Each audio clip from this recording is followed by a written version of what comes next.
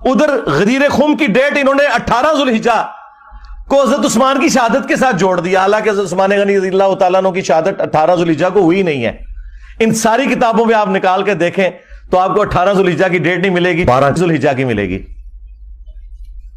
ہر معاملے میں جہاں جہاں مولوی گھس سکتا تھا نا،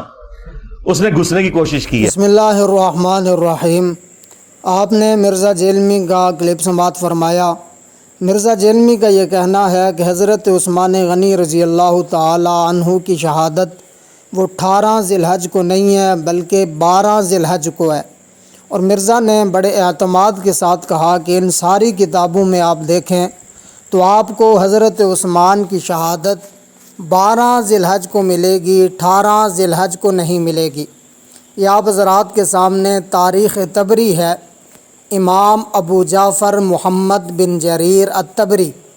اپنی کتاب تاریخ طبری میں لکھتے ہیں فقال الجمہور منہم، جمہور کا اس بات پر اتفاق ہے، جمہور اس بات پر متفق ہیں،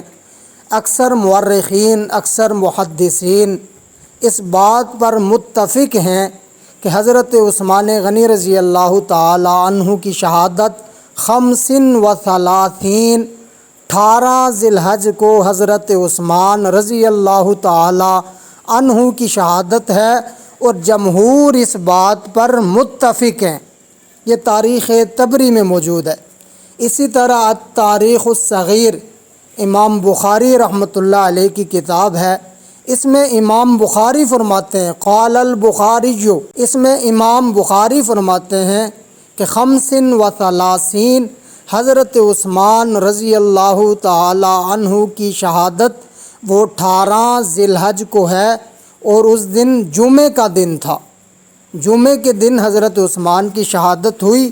اور 18 تاریخ تھی، 18 ذی الحج تھی۔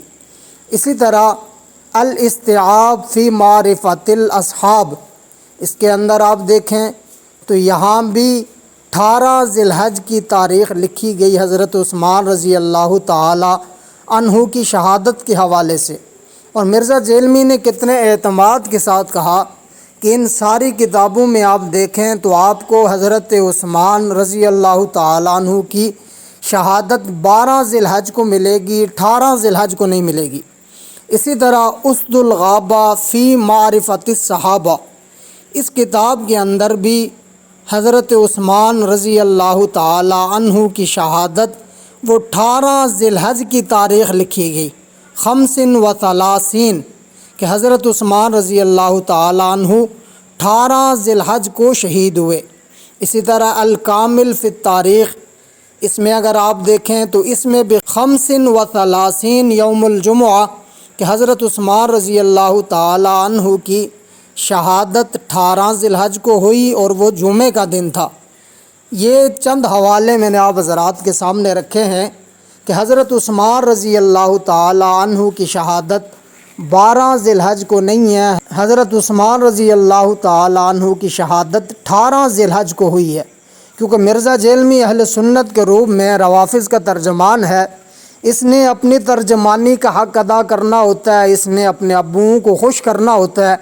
رافضیوں کو اس نے خوش کرنا ہوتا ہے، اس لیے اس نے حضرت عثمان غنی رضی اللہ تعالی عنہ کی شہادت کی تاریخ کے بارے میں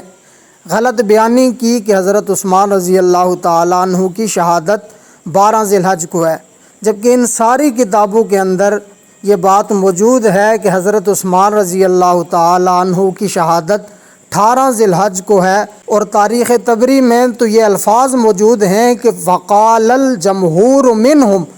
جمہور اس بات پر متفق ہیں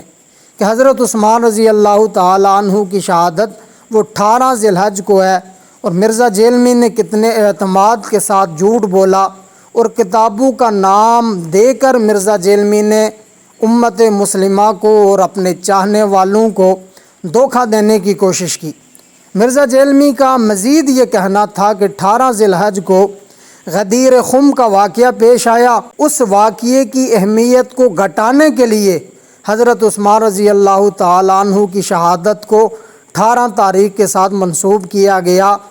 یہ کتنا بڑا جھوٹا شخص ہے، کتنا بڑا کذاب شخص ہے، اور کتنی اس نے غلط بیانی کی ہے جبکہ تمام کتابوں کے اندر یہ بات موجود ہے کہ حضرت عثمان رضی اللہ تعالی عنہ کی شہادت 18 ذی الحج کو ہوئی ہے۔ باقی 12 کے حوالے سے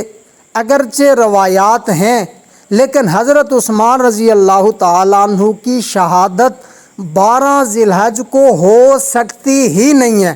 وہ انشاءاللہ اگلی ویڈیو میں آپ حضرات کے سامنے حوالے کے ساتھ یہ بات رکھوں گا کہ حضرت عثمان رضی اللہ تعالی عنہ کی شہادت 12 ذی الحج کو ہو سکتی ہی نہیں ہے۔ انشاءاللہ اگلی ویڈیو میں مکمل حوالہ جات کے ساتھ آپ حضرات کے سامنے یہ بات رکھوں گا کہ 12 ذی الحج حضرت عثمان رضی اللہ تعالی عنہ کی شہادت نہیں ہو سکتی۔ بہرحال مرزا کا یہ جھوٹ آپ حضرات کے سامنے بے نقاب کیا، اور مرزا کی حقیقت آپ حضرات کے سامنے رکھی ہے کہ یہ روافظ کا ترجمان ہے اور ان کی ترجمانی کا حق ادا کر رہا ہے۔ یہ اہل سنت کے روپ میں ہے، حقیقت میں اس کا اہل سنت سے کوئی تعلق نہیں ہے۔ اللہ پاک سے دعا ہے کہ اللہ پاک امت مسلمہ کو اس فتنے کو سمجھ کر اس فتنے سے اللہ پاک امت مسلمہ کی حفاظت فرمائے۔ وآخر دعوانا ان الحمد للہ رب العالمین۔